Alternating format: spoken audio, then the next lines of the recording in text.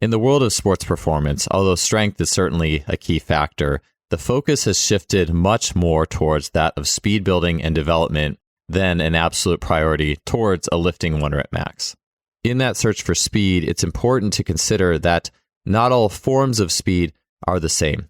For example, doing a squat quickly certainly offers a high-speed stimulus, but it is not the same high-speed stimulus as maximally throwing, maximally sprinting, maximally cutting, or jumping. The thing with sport and sport movement, as opposed to things that are happening in more of a in-place, you could say, weight room type setting, is that sport is very rotational and angular in nature. There is a lot of angular momentum and collisions going on within sport.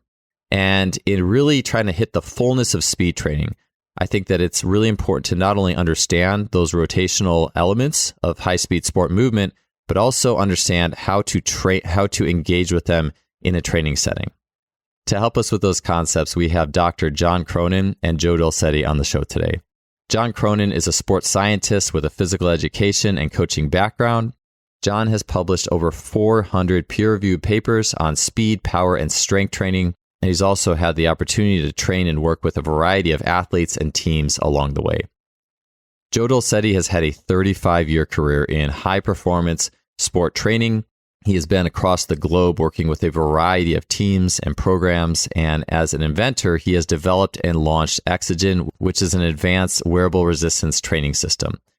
Through his work as a coach and with Exogen, Joe has worked with many of the world's top sporting programs, including the NBA, NFL, NHL, Major League Baseball, world-class track and field athletes, and so many others. On the show today, John and Joe will get into their journey of high-velocity resistance training.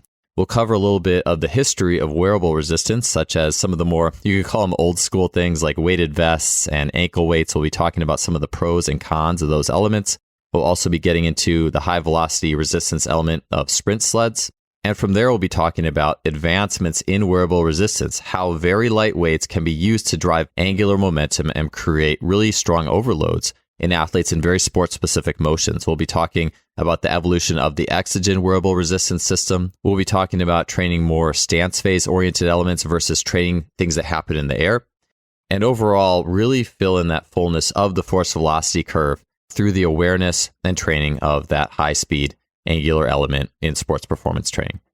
Before we get to the episode today, I wanted to highlight a sponsor of the show, which is Lost Empire Herbs. As CEO of Lost Empire, Logan Christopher would say, these aren't your grandpa's herbs. This is not ginkgo biloba at the drugstore. These are herbs with a tremendous potential for your strength, energy, vitality, and well-being. I've been a user of Lost Empire products for just about 4 years now. I absolutely love them. And if you want to check out my favorite herbs as well as get 15% off your order, then you can head to lostempireherbs.com/justfly. If you want to grab a free trial order of pine pollen with just a modest cost of shipping, you can head to justflypinepollen.com. It's an awesome company, and I hope you get a chance to check them out.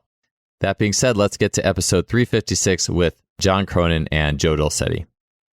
John, Joe, welcome to the show. Great to have you guys here. And I think, I'm not 100% sure, but this may set a podcast record for the greatest triangle distance between myself and the two guests. So I don't know if we can calculate that up. But anyways, it's great to have you guys here. Yeah, that's right. Because you've got Asia, North America, and sort of Oceania down there in New Zealand. Yeah, we're covering a pretty wide area. I was kind of waiting for the delay somewhere to come in with this conversation, but the internet is serving us really well today. So I think it'll hold. And I'm really excited for our chat here. That delay will come from the New Zealand side. You wait. Actually, they're the guys that are ahead of everybody right now. So 100% on that one. It's great to be here, Joel. And JC, it's always a pleasure getting some time with you, my friend. Yeah, and that's a big ditto from me, guys. I'm looking forward to the podcast and learning. Most probably I'll be doing a lot of learning here, I think. So let's rip into it. Yeah, absolutely. And, John, I think we were talking for a minute beforehand. I think with the distance, I think last time we tried to do this a long time ago and something messed up from a connection perspective. So I'm so glad we're loud and clear now and we can get Joe here as well. And so the first question that I have for you guys, and both of you guys on this one, is tell me a little bit about each of your story with external resistance training. So sleds, for me, like I had these like thigh power trim thigh sleeves that Don Beebe endorsed when I was like 16. I was using those as like a belt and these like thigh weights and, oh yeah. So yeah, I'm curious. Yeah. I think I used that before I used a sled, to be honest. But curious with each of you guys' journeys on resistance training and how it has led you to where you are now. JC, go ahead. You made some of your kit back in the day. Yeah, I did actually. Like I've been always a big fan of speed. I was when I played sport, I was a wing in rugby, and typically you need to be fast as a wing in rugby, and I needed to be faster. I wasn't that fast, so I was always searching for something to make me faster. In those days, it was just about lifting weights. So as I actually, matured and got out of sport and became an S&C, I found there was other ways to get people quicker. And so my real interest happened around the late 1990s, where I grabbed a master's student by the name of Keir Hansen, and we started having a look at vest loading versus sled towing. And at that time, there wasn't too much product on the market, so I made my own vests, and I put fishing tackle in the vest pockets, and that's how I overloaded it. But it was really dangerous, to be quite honest. It bounced all over the place and just about knocked you out when you started running at top speeds. But nonetheless, it was where my sort of passion began, and comparing different types of resisted sprint training. That sort of went into a hiatus for a little while until I met a guy by the name of Matt Cross, and we looked at vest loading again in around about 2009, 2010, and really got inside that and sort of dispelled that myth of, having to load less than 10%. We found some really interesting stuff and the really heavier stuff and with the vest, especially in terms of the vertical ground reaction forces. You really needed heavy loads to overload the vertical ground reaction forces, something like in the vicinity of 20% of your body mass. So that was really neat unpacking that. Then 2014, came across this guy in Malaysia, Joe, and he come up and showed me this product, and it had a very beautiful vest to it that you could have fixed the weights. But at that time, the vest part of it had lost its sort of interest for me, and what really sort of piqued my interest was the limb loading, and that's where we've gone for the last 6-8 years of research, unpacking that limb loading, and it's been just something that's just about given every day. It's been very, very fascinating, and we've quite happily, we started off with very little research in that area. We've most probably put over 30 peer-reviewed publications into that area and really put the science behind this and to really validate it. So really happy with our research in this area and how we've contributed to the area. But I feel like there's a lot to be done still. So hopefully that gives you a little bit of idea of the history. Yeah, Joe, how about yourself? Well, it's funny. I keep telling people, when it comes to the application of wearable resistance from a practical side, there's probably not many people in the world that know more about that than me. But when it comes to the science, and that's only because I created the kit and spent 20 years at some level working through it and with it. But when it comes to the science, JC probably understands more about weight and movement than anybody on the planet. That's one of the, and that JC, I didn't realize that it had been that long. It was 2014, 2015 when you were out here in Malaysia speaking at that conference, yeah. Remember? Yeah. And then we went out for a beer after that, and you looked at those weights, and you looked at me straight up and you said, "Do you guys have a research partner?" And I said, "We're looking at one right now." We shook on it, and like there's dozens of papers. And I remember you talking me through the need and the process that we have to approach to start understanding it. And that was, and because there was no precedent. So you asked, what's our experience with some level of like wearable or trying to internalize load. Like everybody, I used everything else we had, right? I remember the last loading experience I really remember was my own rugby. I played fairly high level sevens rugby out here in Asia, throughout the Asia Pacific region, Australia, New Zealand. And I was training on the track I used ankle weights a lot. And I was a big, strong wing. Like JC, a fast guy. I was 95, 96 kilos, almost 220 pounds. So the ankle weights, I could handle the load, but they were terrible on you, right? But it wasn't my own training that sort of triggered that for me. It was, as I tell the story a lot, I was preparing a group of sprinters for the Athens Olympics in 2004, and we were pulling sleds on the track, and the queuing battle between a coach and an athlete who's pulling a sled while trying to keep mechanics. It's a terrible process. And I remember I literally was looking at that sprinter and seeing that weight on the sled, and I thought, if I could move all that weight off that sled and wrap it on those Nike tights that he's wearing on his legs, this whole conversation would end. And I remember I went online, and this is early 2000s, literally 20 years ago now.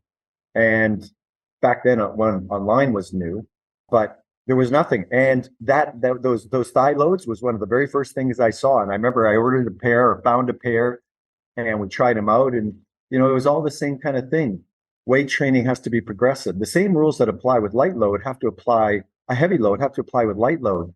So there was lots of people and versions of a load you can put on the body, like an ankle weight, wrist weight, thigh load, weighted vest.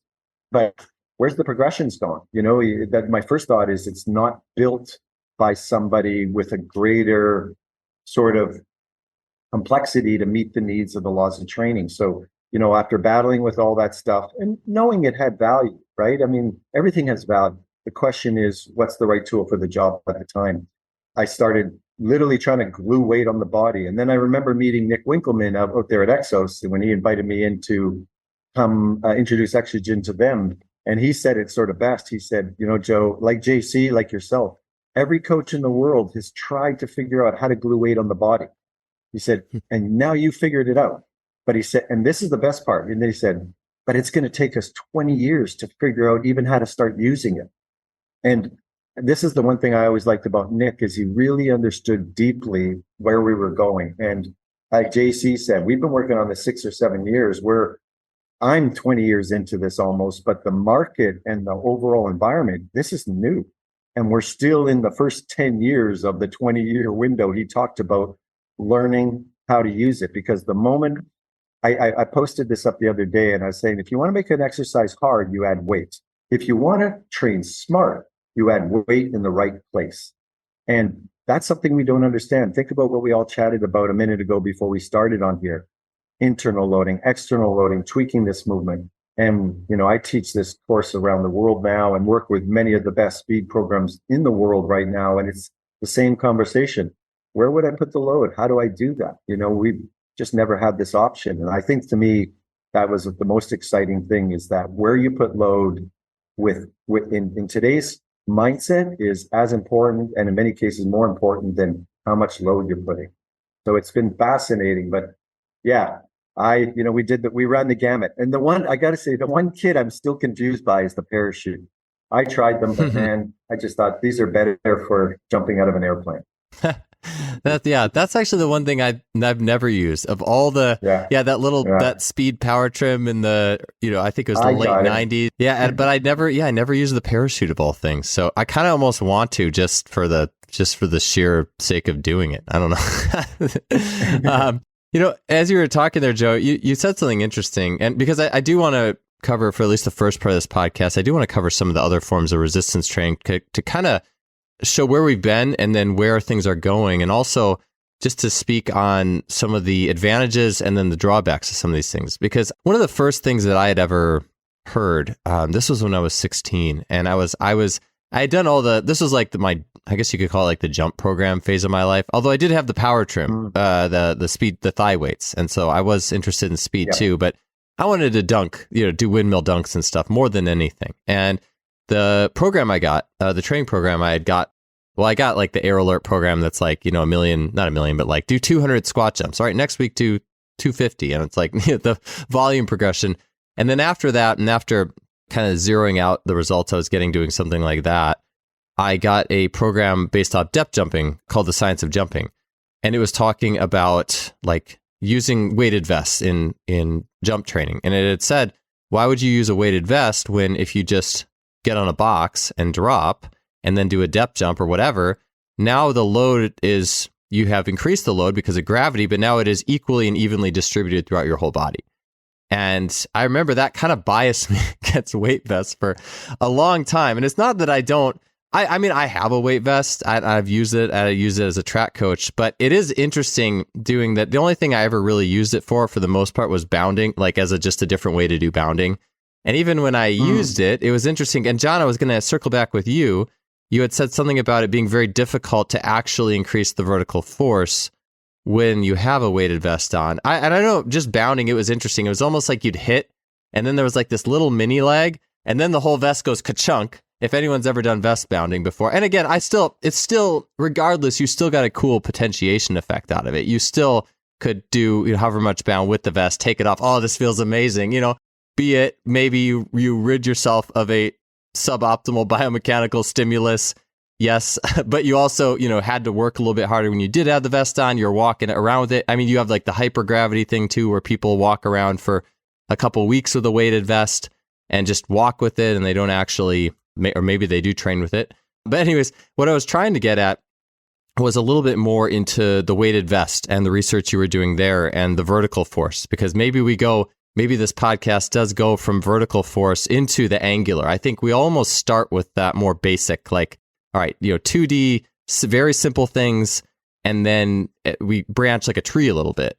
And so I'm just curious a little bit more about some of that research you did there, John. Yeah, okay. So, and we can look at it from jumps, and we can look at from running, okay? And what you'll find, if you get somebody to jump and then land on a force plate, the vertical ground reaction forces are X. If you put the vest on, and you can think about this in running terms too, if you put the vest on and you get them to jump, well, they don't jump as high. And as a result, the vertical ground reaction forces will stay pretty much the same, because your vertical ground reaction forces are not only made up of mass, but acceleration due to gravity working on that mass. And so if you're jumping higher, therefore you'll be coming down harder, and therefore your vertical ground reaction forces, as I say, are X. But if you put that mass on, you don't jump as high, and as a result, the center of mass displacement is compromised, and therefore the effect of gravity is less, and they stay pretty much the same. And so that's what we found with jumps. We put we thought that putting the vest on would be a great jump stimulus, and we didn't find that at all. Okay, because a vertical ground reaction force stimulus or an eccentric stimulus, because of that combination of gravity plus mass. If you actually did drop jumps from a standardized height and put additional vest mass on, then the eccentric and the braking forces would increase, okay? But it's that, self-propelled jumping or self-propelled gait. And we found exactly the same with running with the vest. I think we had around about 10% body mass or something like that, and we saw no real difference in the vertical ground reaction forces when you were running. It wasn't until we got up to around about 20% body mass that we saw some significant differences with vertical ground reaction forces at max velocity, but not during acceleration.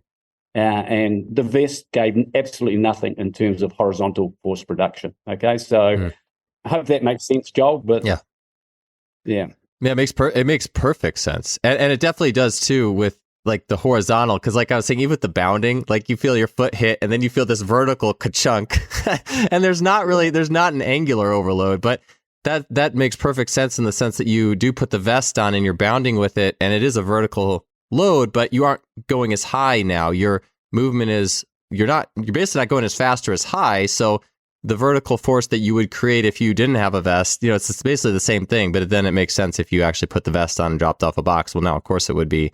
But I feel like that in itself, though, too, I also think about extremities, or like, where is the loading happening?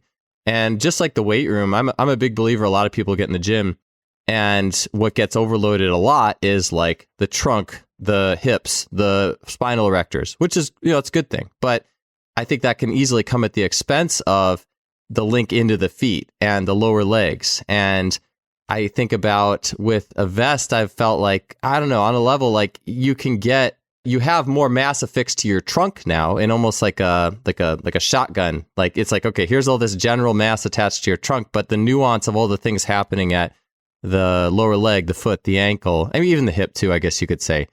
It makes sense to me that would not be as easy to overload. And I was going to ask as well what your thoughts were with, it seems to me like a sled would be far superior. If you're gonna use one or the other when it comes to speed, a sled is going to be a way better deal. I'm curious, did you research like comparing those effects or anything like that, or have anything else on that? Yeah, we did. And, like the hypothesis was that the vest loading would be greater for vertical eccentric strength, and if you've got that ability to break the downward momentum, therefore, your foot contacts would be shorter, and therefore stride frequency would be greater, and then, stride length and stride frequency make up speed. So, but to a degree, putting more load on the vest is not going to actually make that occur. So that was one of those sort of things that I write things and you publish in 2014, then you have these light bulb moments where you actually sort of go, oh, jeepers, what I wrote way back then is not quite correct now. And that's what I always say to people. What I tell you today can be something completely different tomorrow, because I'm learning all the time. There's new research coming out all the time. And certainly with what we've done in this wearable resistance area, there's been a lot of light bulb moments. Yeah. So, yeah, as you can imagine, they're very different kinematics, the vest compared to the sled.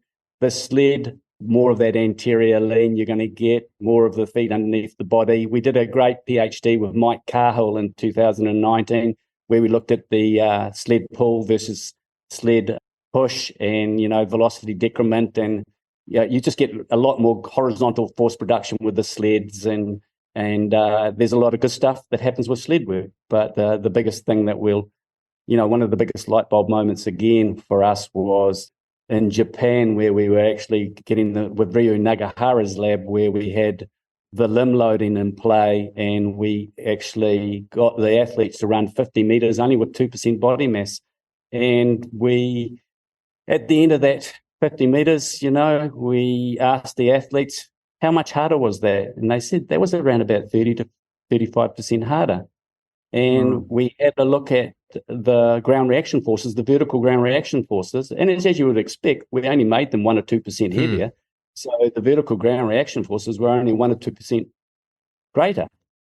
Then, then the light bulb moment was, well, the question was asked, how can it be 1 to 2% greater when their perceived exertion was 30 to 35% greater?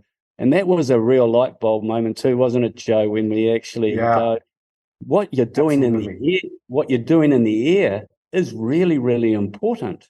Mm-hmm. And it's providing quite a resistive overload with that 1 or 2% on your calf or your thighs.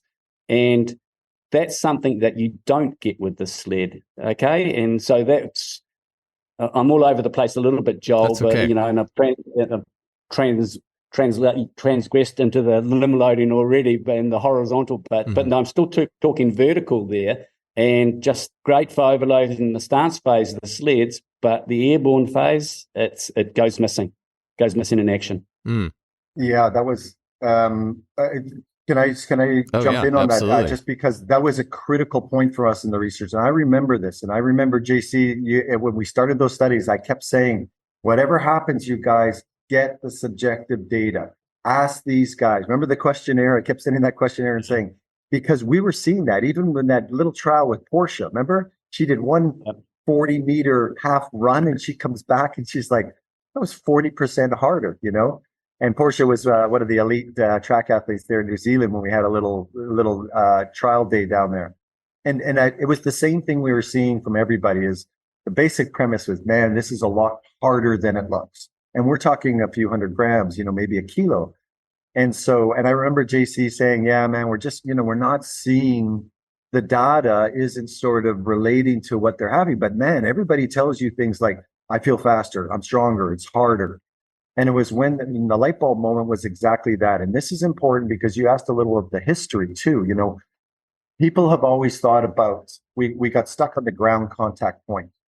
And all our tools up to now basically work at the point of ground contact. Yes. So a sled is only working on the body during ground contact.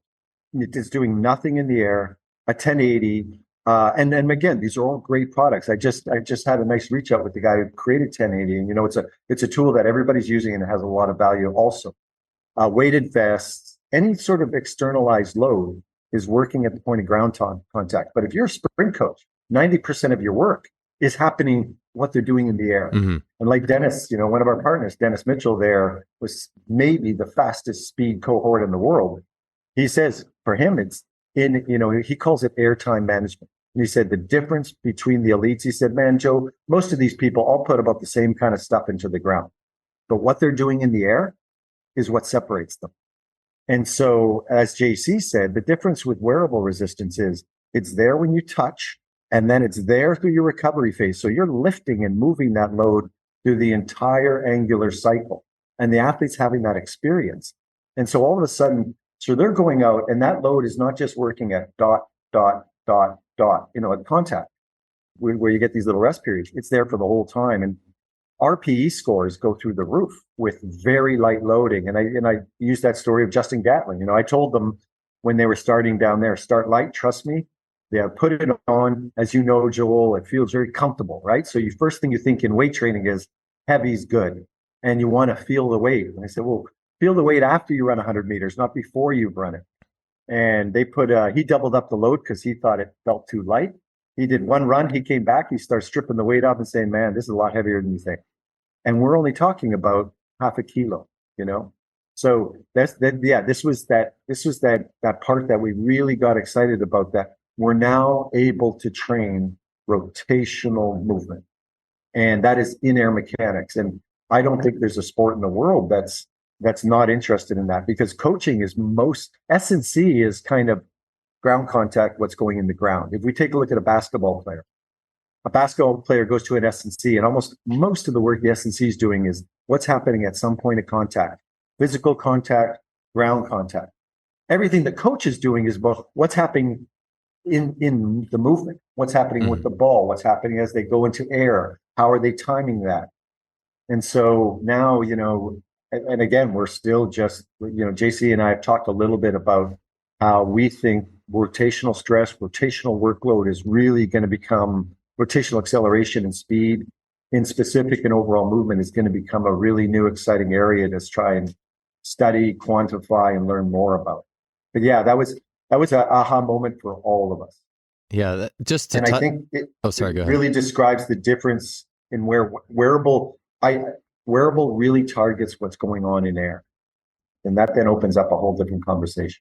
Yeah, I think that's a universal point as well that I'd like to touch on is, you mentioned like the vertical force thing. And you know, all forces are important in sprinting, vertical, horizontal, in their own unique way. But ultimately, it is interesting because there was that study in 2000 that Peter Weyand puts out. It's like, you know, vertical forces is the most important and more important than what the legs are doing in the air. Repositioning in the air, I think, was their term. But there was people who critiqued that study, because I think if you coach, and like you just said, you see that what is happening in the air is actually really important. And I can expand on this a little bit. I know when I was going through that particular study, about the time I was writing Speed Strength, I did, and I can't remember the exact specifics offhand, but I do remember having some reservations on what that study concluded. And you can look at like work that JB Marin did, this like determinants. I think it was something to do, the title may have been Determinants of 100-meter dash performance. And one of the main determinants in acceleration is actually swing leg repositioning speed in that study. And so it's like, how can you say that vertical force is all that matters when there's other studies that have been done by brilliant individuals who have actually coached track also that is saying something else? And I think that's really important too. I look at research design, and I also look at, well, have you coached, you know, and how are you setting this up and what are you looking at? And, you know, all that to say, I also look at sometimes the easy path is the reductionist path. It's very convenient for a lot of people if vertical force is all that matters, because then, and I think that study sparked this wave of, oh, you want to sprint faster? Well, just squat. That's putting force in the ground. You know, it's like, no, it's a lot more than that. And I almost look at it in some way as like these parameters that define, you know, I don't know if you have a little like cross diagram or just different parameters, but what defines someone who operates elastically and who operates more muscularly. And like we see in the weight room all the time, people lift and their standing vertical jump or their counter movement jump goes up, but maybe their reactivity doesn't. Maybe they didn't actually get much faster. Maybe just their standing vertical went up. And I look at it almost on the level of things that happen in front of the body and that are more knee dominant, tend to be more muscular in nature. Things that happen behind the body, that's like pulling the bow back to load the body. And things that happen in the air, like even the external rotation of the legs before ground contact, that sets up an on-ramp to be bouncy. And you can't have the bounce unless you set up for it in the air. There's a setup. There's the connection of the upper body to the lower body and how the arms and hands control the legs in space.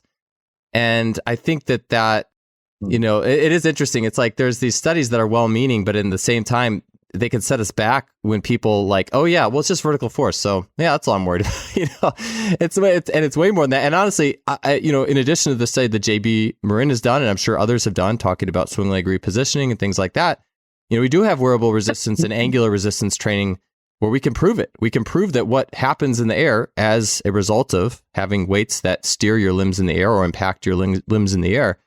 And I'd be curious too. I'm sure we'll get into ground contact force as a result as well. Because to me, we've had on this podcast, Darian Barr had an awesome show on rotation and the rotational nature of movement. And it's when you think of our body as like these angular levers in space that are going to create collisions, it changes everything. Versus, I don't know if you think otherwise, maybe one way would be to think of the body as an accordion that just goes up and down, and produces force. It's there's so much. I mean, the body is amazing, and I think I've kind of gone off on a little rant of my own. But when you were saying that, it does, Joe, it did make me think about that. That I do think that a lot of people may still look back to just that study. And John, I'd be curious, from the research, anything you want to add or tack onto that as well, with what happens in the air and limb repositioning and things like that of that nature. Can I just, JC, something to stimulate that, because we use this a lot, is I think that whole area around the kinetic energy, how much load it takes to increase kinetic energy with weight or a squat versus how much load it takes to change kinetic energy of that rotating high-speed system. Maybe that's something, because I still think the work you guys did in that area is almost mind-blowing. Yeah, a couple of things there. Wayne's research, I think you put it really well, Joel, is all the forces are really, really important. And for some people, some forces are more important than others. Okay. And what they do on the ground is more important, and what they do in the air for others is more important. I think with the wearable resistance is that we have a tool that can actually address most of those issues, those problems. Okay. Whether they be force problems, whether they be technical problems.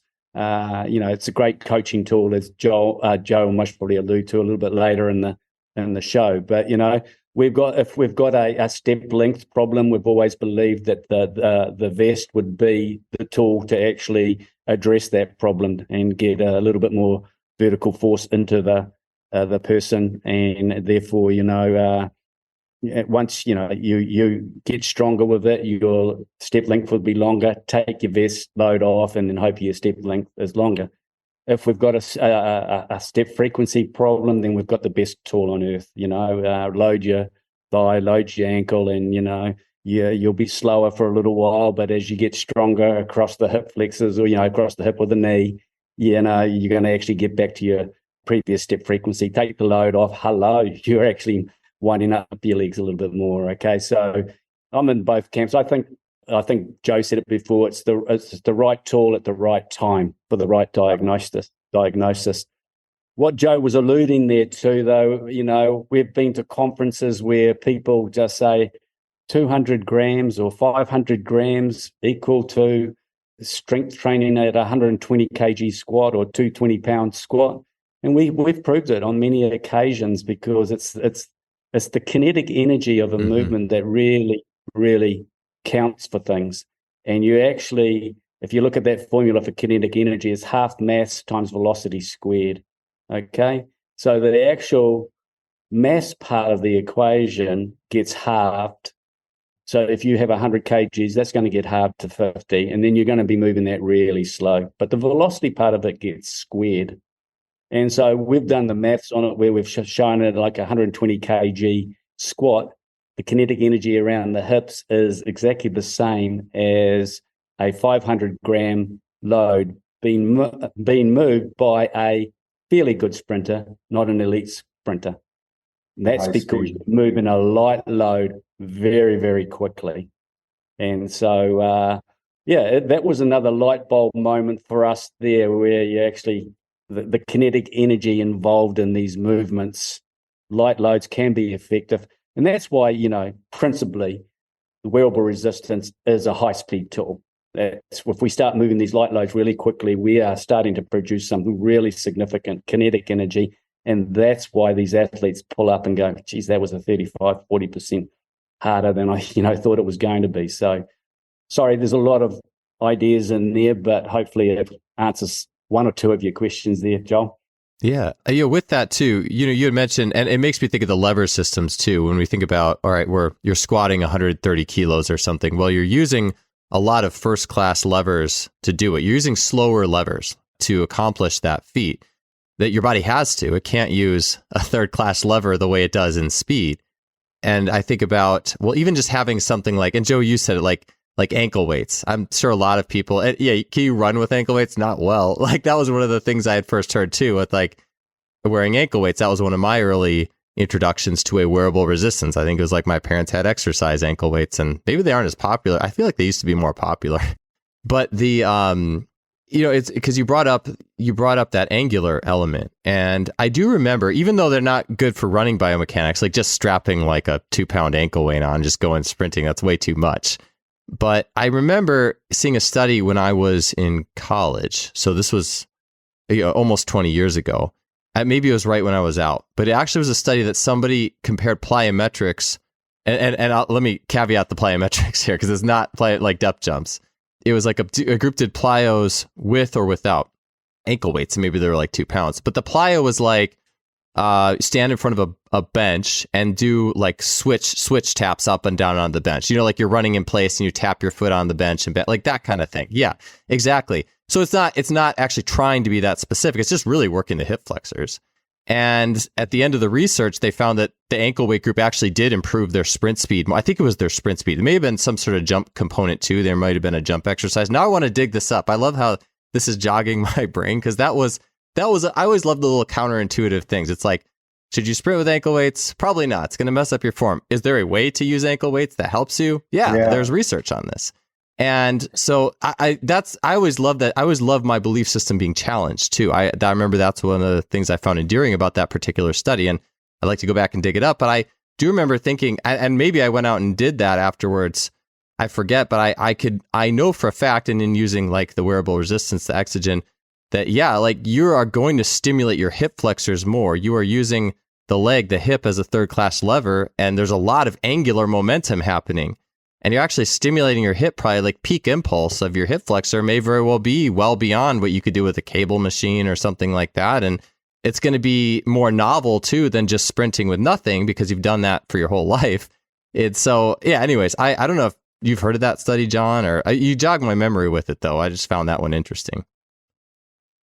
No, I haven't heard of it. No, so that was most edifying. I hope it exists. Now I'm like, did this maybe it was like a low-key journal? I don't know. Maybe it was someone's thesis in my college, or no, it wasn't that. I want to go find it. I'm going to search PubMed after this and see if I can dig it up and put it in the show notes. But yeah, I do remember though. It's got to be out there.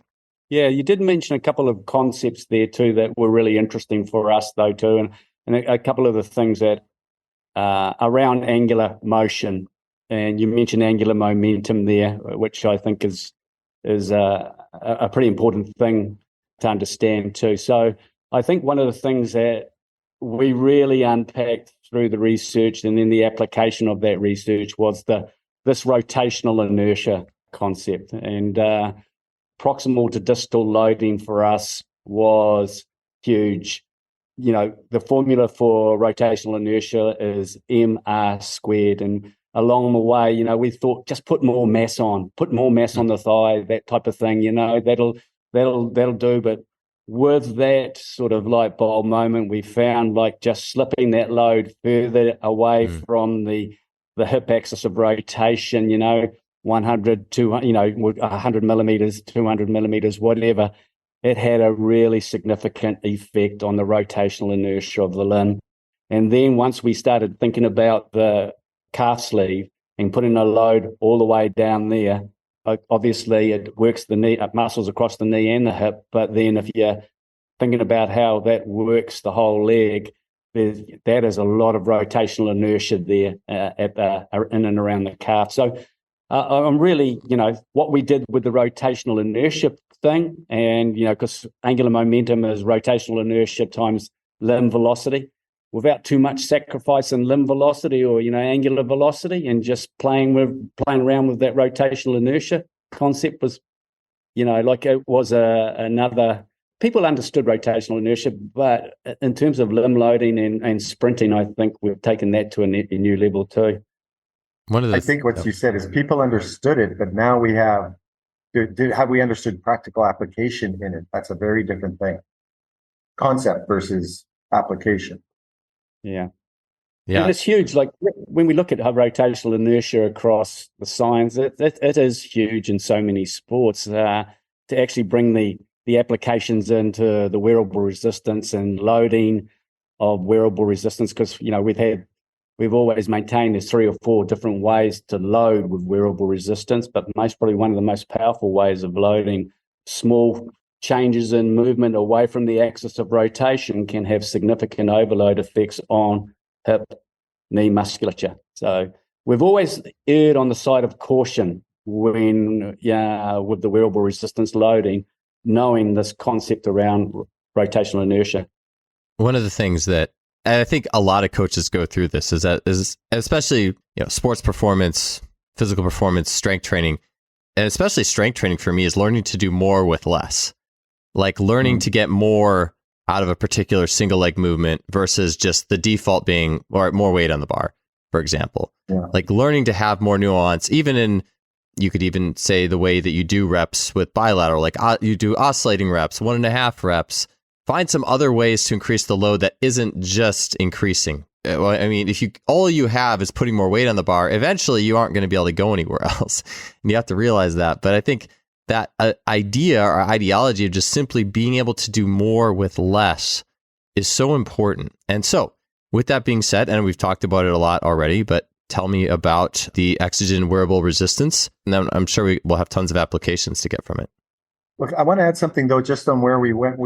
You were finishing there with JC, and again, I was just mentioning there on the chat with JC. So that's actually one of the guidelines in our use. And if anybody wants to get a good handle on use, one from a safety perspective, and 2, how to get started, go out and check out the stuff we have online on YouTube. You can find it on the website. But one of the things you'll see is we recommend, and this is critical. The first load progression we recommend is you move the load from a proximal position on the segment to a distal position. And JC and the guys had quantified that research. And I had already started providing that as a guideline because we were experiencing that. And I think anybody who has basic lever understanding gets it. If your load's here, it's going to be harder. Whatever that means in terms of your sport, but it's harder. And then I remember JC popped up and he said, Joe, you got to look at this slide, man. We just did the numbers. And they looked at thigh loading on our short. So you have a load right up high by the hip, literally almost just outside the groin, right near the rotating joint, what we would call the proximal load on the thigh or the upper shank. And then they were moving it down mid-thigh and then lower thigh, or what we call distal thigh, right above the knee. And they were only looking at 200 to 1,000 grams, a few ounces up to a pound or 2. And when you just moving that weight from the hip to the knee, at the end result of those ranges was increasing rotational workload by 25%. And I remember still JC saying, think of having to put 25% more weight on your squat bar. And when you conceptualize it or you think about it in terms of what we think from a traditional risk, you just think, why would you need to have more weight? And so and JC, maybe you want to comment a little bit more on that, but I just think that was the proof we needed to validate this process of loading. That is, we always say, start proximally. The load's a lot heavier than you think. First progression is start moving that weight down the joint. You're going to feel it. And once they can handle and maintain movement quality and targeted speeds or motions, doesn't matter whether it's swimming or sprinting, whatever it might be, then you know the body's ready for a weight progression, an actual increase in load. Yeah, like the only thing I need to add to that, it's a lot of people have problems, but Joe, we've been to conferences and, there's when you actually do the kinetic energy and say this has got the same kinetic energy as a 100 kg squat. But I always say this is first principle physics, guys. You just cannot argue with the maths here. So and over the years, nobody has. So I think, I always knew those concepts of rotational inertia, but actually bringing them home into a product, a piece of technology like Exogen has been one of the most satisfying things I've done over my research career, to be quite honest. But and Joel, just to let the listener know and ourselves here, as I mentioned before, I was on call this morning with one of the elite groups, Star Athletics groups, and I was on call with Dennis Mitchell this morning. And, we talk always, we're constantly planning the next phases and cycles. And they just came back from Miramar Open, of course, had incredible results. Now there's going to be a bit of unloading period. And so we're not talking about this anymore. This is what we're doing. So the unloading principles for this week with the team on the track is going to be, they're going to be no distal loading. So generally they do a lot of work with the shorts and the calves. They're so acclimatized to the kit. But we're taking away distal loading through the lower shank. We're going to be loading only on the upper shorts, and we're only going to be loading posterior, where the main prime movers are moving. We're not taxing recovery muscles. We're not taxing distally, and that's a change in workload. And we're not changing the amount of weight, but we're changing where it is on the body, because where it is on the body is more important than the amount of load. And so we're adjusting load position to give the athletes a lesser training stimulus. And so, and these are the things we're applying this now at the highest level of sport on the planet. And we learned that through the science and of course the applied part. But, Dennis, the team got it. He was like, sounds good, makes sense. Let's do it like that. Let's give the athletes a break. But we need to keep the stimulus there. And this is the wonderful thing about it is we have so many different options now than just saying more or less weight. Yeah. Tell me a little bit too about the different weight loads that go with the Exogen unit. So obviously there's ankle weights that are like a pound, 2 pounds, 5 pounds, and the specificity is probably limited if you wanted to be explosive with ankle weights of doing I do think the bench hop type drill is probably about as good as you're going to get with that type of thing. And you get a nice specific overload. But the weights for Exogen are substantially less. 100, 200 grams. Tell me about those and tell me a little bit about the way that they're shaped too. Just because that is profoundly interesting to me as well. Just, I look at them, I'm like, this is like my deltoid muscle, how did you come up with that idea? It also adds some, just like the idea of it's this is part of my body almost, because the feeling it registers isn't like a weight vest where it's like this thing that's clunking around outside of you. It almost your nervous system almost treats it more as part of the limb, if that makes sense. I'm sure you've probably heard people say, or you have your own thoughts on that. I'm just curious what your take is on that. And then, just the weight, the lightness of the weights and what they're available in, versus an ankle weight or a weight vest or something like that. Yeah, and that was a big part of the whole journey.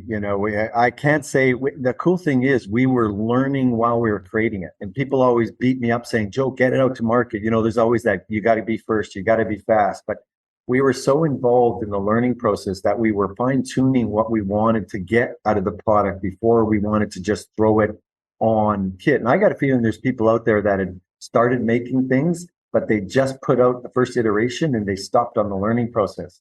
And this loading, the amount of load, the challenge we had when I started was I started in S&C. So we always think more is better. And I couldn't get enough load on the kit because we knew there was a balance between putting load on the body and not disrupting technique. And every time weight gets too heavy, the garment breaks down. You start to get issues that you had with the ankle weight, the wrist weight, the weighted vest, etc. And everything I did, I was just like, man, I don't think this is going to work because people buy 20-pound, 40-pound weight vests.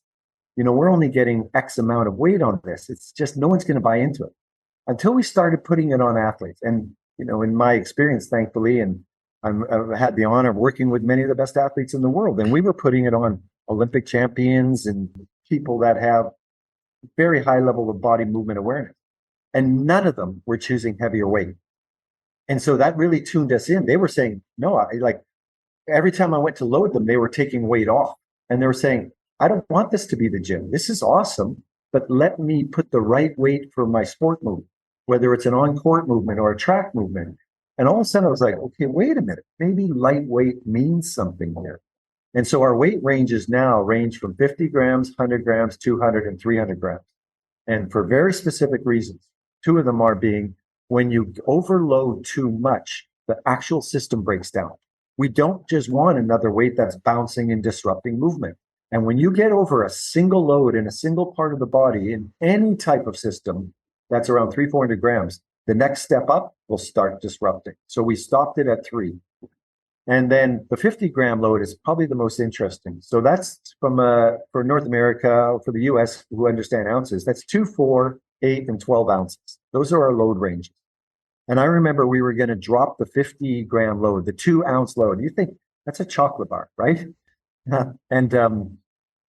And I was going to drop it because it costs a lot of money to make a small load compared to a bigger load. And we thought no one's really going to use them. It's too light. And I remember one of the top sprint coaches, himself a 400-meter Olympian, I was telling him about that. And he was like, Joe, no, man. That load is the perfect load to coach awareness without affecting weight. And I was like, really? He goes, yeah. He said, sometimes I just put that load on the body so they can feel something, like almost like having my hand there while they're moving, but it's not heavy enough that it's making them work harder. And so again, that the journey was light is the new heavy. And this was really like JC, everywhere we go, somebody's like still thinking traditionally heavy. That's what our mindset was around. But when a body's moving at high speed with high technical, not just technical proficiency, but the athlete themselves is focused on a ball or an opponent or something in their environment, it doesn't take much to mess that up. And so we quickly realized, you know what? We're staying with this light load. And then right now I can tell you, I consult for many of the most elite sport programs in the world with this, from Paris Saint-Germain to those New Zealand rugby guys, athletics. None of them are choosing 20, 30 pounds of load. Most of the work we're doing is in the grams and ounce range. And even the progressions are always in grams and ounces. Our general progressions are 4 to 8 ounces, maybe in a 1 to 2 week period. Now, in traditional resistance, that would be 5 to 10 pounds, but not for all the reasons you heard GC just talk about, from the science side of what's going on with angular momentum, rotational stress, etc. Light is definitely the new heavy. And the other part that was the real wow moment for me was when we discovered the shape of the load. And you had asked about that. And this is a critical piece of the puzzle. And you talked about how the body, it seems to be an extension of the body. That became the focus. In the design of the product, we were constantly challenging ourselves and finding ourselves getting stressed in the wrong areas to stay organic. And so even if you look at the product, the design construction lines, when we were actually creating the product and putting the lines on it, the first thing we were trying to do, we were trying to make cool lines so it looked like a Nike or tapered, or for women, the line looks slimming, all those design things that products need to do to sell. And I remember we were lost one night, it was midnight, and I was getting mad with the team, and we're trying to find these lines, and we're with the mannequins, and I just stopped and I said, stop, cancel, let's go home. This isn't working. This is not what we're supposed to be doing. We're moving away from the most important thing here, the body. And I literally went back and I opened up anatomy textbooks and I started looking and I was thinking, where's the answer here on just the construction lines? And I was literally going through and I found the fascial system. And I looked at the cross fascial system of rotational zone at your thoracic spine, and then of course your lumbar umbilical region. And those are your rotation points of the body, and everything builds from there. As soon as I saw that, I saw those lines, I went in with the team and I said, I don't know if it's going to work or not, but that's the construction lines we have to focus on, because the body has to be the model. We did that, put it together, it made sense. And as soon as we put it on the body, all of a sudden people are like, yeah, I don't know why it's comfortable, but it's comfortable. And then the same thing happened with the loads. To be honest, we were just trying to make cool loads that made you look like Iron Man or a Transformer. We were literally just trying to make something that would look good on social media. And we had hundreds of designs, and we're trying to mix and match them, what looked funky. Same thing. I stopped the team. I said, we're getting away from the design concept of this being part of the body. I literally went back to my book, started whipping through, and I came across the muscle. And I thought the load is like the muscle, the garment's like your exoskeleton, your fascial system, and the load is like the muscle. And I looked at pennation and I thought, that's the answer. That's what the load has to emulate. We didn't really know what it was going to do, but we knew that was the right road to go down. And so we made the load with a belly and an insertion point in that teardrop shape, which basically matched basic muscle physiology. And then we started putting on the body and we realized that was it. Now everything started to make sense. And as you saw with the belly, you have this part of the load that gravity or centrifugal force acts on to create a moment or inertia or movement when you start rotating or moving. But you had a little bit of this tail, which gave the balance feeling so it didn't look and feel like a chunk of load that disrupted things. And I know that's a little bit long on that, but I think it's really important for people to understand we didn't try to just make a cooler, more expensive weight vest. We don't even call ours a vest. We have our top. And the reason we don't call it a vest is we want to move away from that thinking.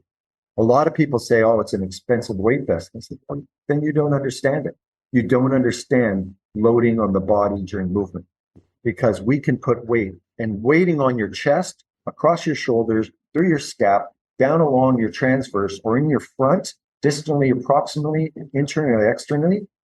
None of them are the same. And so, and that was, like I said, we took years experimenting on this, trying it, coming back, finding those pieces. And I hope people can at least appreciate, like you said at the beginning, Joel, this thing only really makes sense when you put it on, you give it a try. And then all of a sudden everything's like, this is a lot different than I thought it was going to be. Yeah. So that's the long story on why the design ended up as it did. A little bit of luck, a little bit of science, a lot of sweat. Yeah. Yeah. That's one of the big things that I think really drew me to it. And again, I speaking more in principles, people listening, I hope you buy the product. It's absolutely amazing. But if you don't, that's fine too. But the principle of just like so much technology now is things outside of the body and things that tell you what the body did. Okay. Force plates are great. They tell you what the body did, or a velocity bar monitor tells you the speed, but there's very little in the world of feeling, like genuinely like feeling what is happening. And I think part of the reason I appreciate that so much is because I was so heavy on the pure quantitative side for so long. Like it was only program exercises, max strength, max force. And I did get athletes or helped the athletes to achieve great results with those programs, but some didn't get that. And I was always scratching my head. Well, why didn't that work for that person? Or why did, for me, as I continued to train through my 20s into my 30s, eventually I just ran out of steam and was a shade of the athlete I was when I was in my early 20s at that point. And part of it is I had just taken force so far, and I had never explored, well, why is my body doing any of these things? I was always just take whatever cues are popular, do those, and I never felt anything. And I never really did until I met Adarian Barr, and then I started getting into some of the deeper biomechanical levels. And he has a lot of sensory tools, like the different like pipes that you hold or different foot sensory type items. And that led to this cascade of really appreciating the feeling of what I was doing. And I actually just did a podcast where we talked about this, like you can get too buried in the sensory if you do like Feldenkrais and that's all you do, that's not good. But if all you do is output and you never feel, then I don't think you'll reach your highest potential. And I watch, and with track and field so often, I watch the elite athletes, and sometimes they have techniques that we might call an aberration. A lot of like rotation or a foot dragging here or there. And we think, oh, well, why are they doing that? That's wrong or something. It's like, or what I think is I'm like, well, how did they come to do that? How did their body's intelligence find this? And that's what I'm always thinking. How did their inner intelligence find this? And they didn't find it because a coach told them to. They found it in an internal feeling that they went with. This feels good. I'm going to go with this. This feels fast. And that's one of the things I like about versus a weight vest, which, you know, when you take it off, it's great, you know, because you get that potentiation. But something that you innately feel that also delivers output, that also from a physics perspective overloads that angular momentum and can create incredible forces that the body has to deal with. And so anyways, all that just being said, I just think that that is such a cool piece of it all that I hope people, as training moves on, gravitate more towards that. Felt just like you said, when they put that on and they move with it, that felt really good. I just think we need more of that in general in our training space. And that's where we're going. And the term we use is the term I came up with to describe what Exogen loading is like, is internal mechanical loading, because essentially it's weight in and part of the body. And that took, and again, this is the point, when you look at it and you think, if you think, oh, it's just weight on the body, I get weight on the body, so I understand what you're doing. And I'm thinking, okay, maybe you do, but hopefully today, like you said, it doesn't matter if people buy the product or not. What we want to do is get people to start thinking, where are we going? And I always use this, JC's heard me say it 1,000 times. In 50 years, whatever we're talking about today, we're going to sound like cave people. This is going to be as old as dirt. And so I've always been interested, and I think you, Joel, obviously, and JC, we're interested, and that's why we're connected, in where we're going to go. And I'm telling you, where we're going to go is exactly down this road we're in, whether it's with our product or not, but it's in better understanding and appreciation of movement and reconnecting with the organic aspect of why people compete and why people play sport. Why do athletes want to finish playing their sport? Because it feels good. And they know the feeling of feeling good. And you have to ask yourself when you train, this is really important. If you're a young strength coach right now, coming up in the field, and hopefully if you're an older strength coach or somebody in the field and you still have an open mind, when you put something in, what falls out? And those natural athletes, like you said, we put a lot of training stimulus in, but nobody ever asks, oh, we're doing all this. What's falling out the other side? What are they losing? And this is one, I've got a series of papers I've developed in this area, but it relates back to the product and the mindset. And I do think it's important to understand. This is why a lot of what I call the natural athlete reject a lot of what traditional S&C does, because they're like, I understand movement. You don't. I know what's fast. So what the performance coach needs to do then is say, all right, let me help you with your movement with a bit of better science and smartness, but not try to change it. I know tons of athletes that'll say, the gym isn't helping. Plyometrics aren't what I need. Not these drills that you're trying to teach me, these angles. I get it, coach, but they don't work for me. At first I thought they were the combatant athlete, right? The lazy one. But I realized they were rejecting it because they knew if I put this in, I'm going to lose something out here. And what I'm losing out here is more important than what you think you're putting in. And so this is like I said, it goes back to something JC said as well. You just have to know the tool for the job with the person you're using at that time. Exogen's not going to replace everything else we did, but I think it finally rounds out the force velocity curve. And I know we've tried to take everything on the left side of the curve and jam it all the way down. Let's go heavy and traditional resistance, but move fast. I'm sorry, that doesn't cut it, because the part that's missing at the bottom of the force velocity curve is the intuitive feeling of the athlete. And that's not expressed in the parameters of the curve, but it does play a role. And that's why, the product, I think, really resonates when you're looking at things that relate to tweaking the final aspects of your program relating to movement. Just don't put traditional tools in. That's a conversation I would love to end, and carry forward. But it's just like Exogen. I had a guy ask me the other day, well, how about body toning and weight and mass building? Can we use it for that? I'm like, no, 300 grams isn't going to add weight to your body. So don't move those tools up the curve and don't move the other tools down. Keep them separate, know the problem you're working on, understand the person, choose the right tool for the job. Yeah, 100%. With the sprinting too, I think we'll start kind of rounding the things down for the day. But you hadn't mentioned names, but I know there's a lot of really fast athletes that are using the wearable resistance gear these days, and like JC. Yeah. But anyways, it's been great talking to you guys.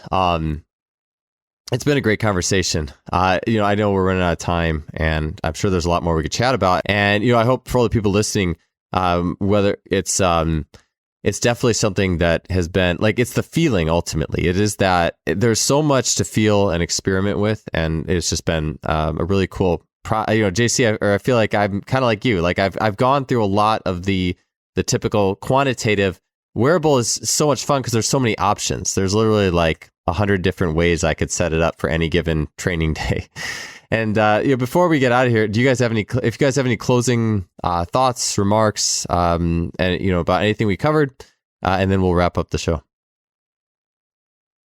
I just want to, play off one of Joe's comments. Was like when we think about adaptation, I'm a big fan of mechanotransduction. The mechanical variables drive all adaptation. Mechanical variables will drive the cellular signaling, which will drive the tissue remodeling. And, we have been very force-centric for years, okay? Three of the biggest mechanical variables that drive all adaptation are force, velocity, and length. And we've been very force-centric for many years.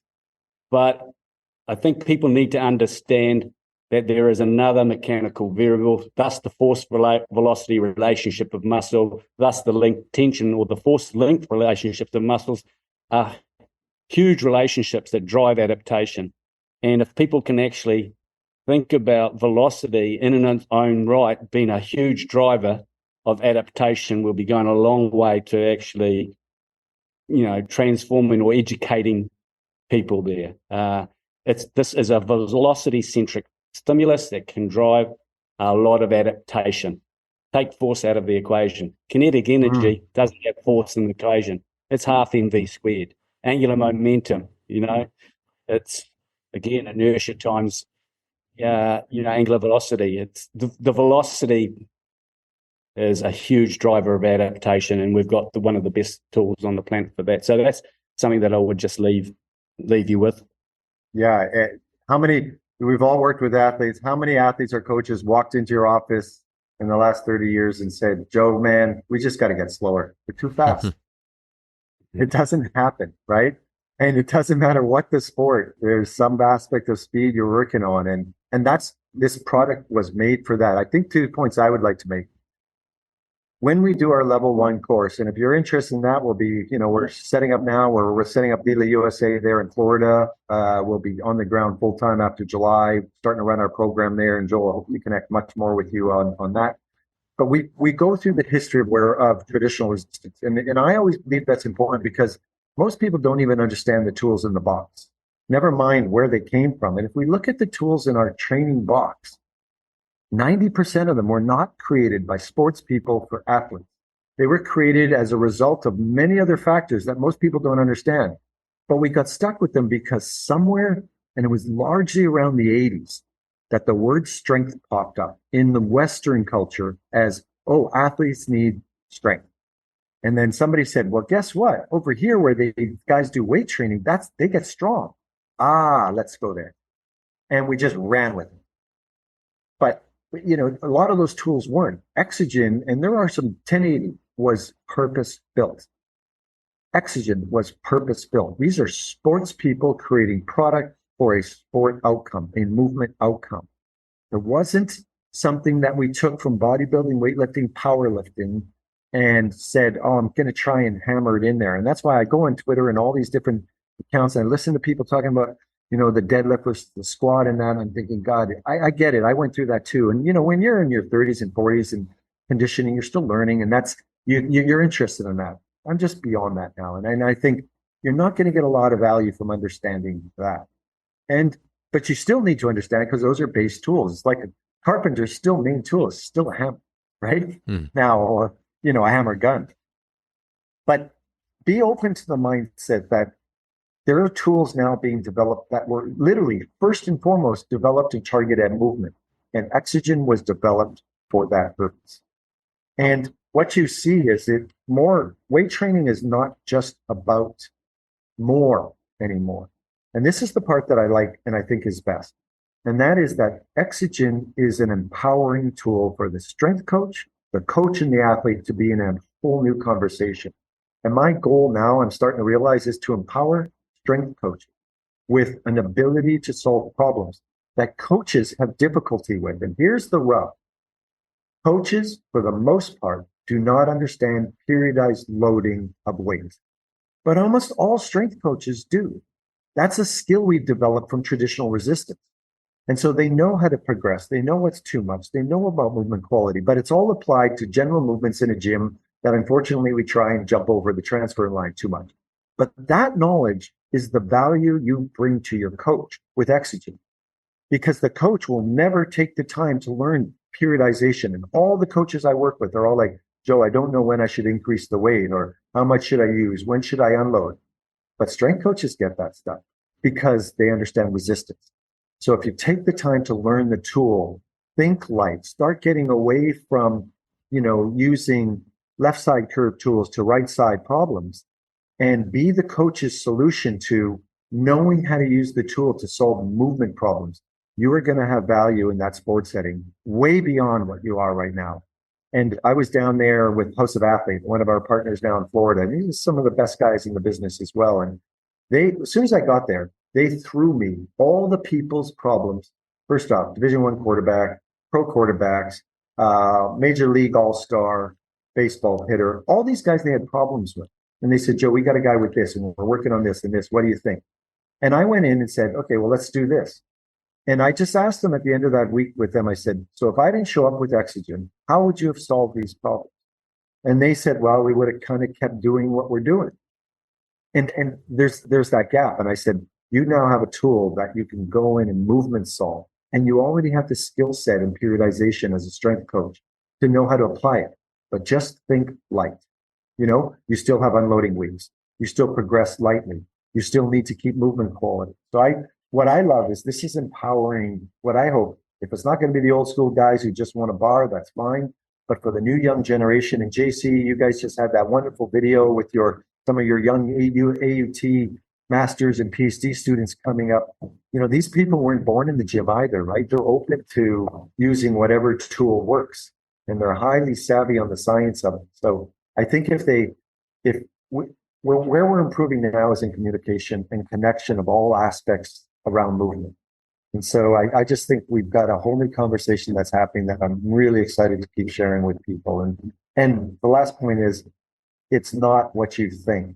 Please go somewhere where somebody's got the product, put it on, and feel it. Because the moment you feel it, Joel, and I think I would leave that last part to you, is you said that. When you feel it, all of it kind of just goes, oh, I get it. Yeah. It's definitely something that, all the training tools that we look at, barbells, dumbbells, kettlebells, sleds, you could name them all. I think that I could definitely see in 20 years, and I'm excited to see in 20 years how far that wearable resistance, all the things, like you said, all the ways that we have figured out to use it. I know we talked about some of them on the show today. And then just how I think it also changes our mindset. I know we could talk about that as well, or continue. We talked about that a little bit, but I think the mentality that goes with it is also so beneficial. So thank you guys so much for being on the show today. We've had a great chat, and I appreciate you guys taking the time from different corners of the earth and also different time zones. So I'll be heading to bed here soon, but you guys enjoy the rest of your days. It was wonderful chatting with you. Thanks, Joel. Thanks so much, JC. It was a pleasure, my friend. Good day.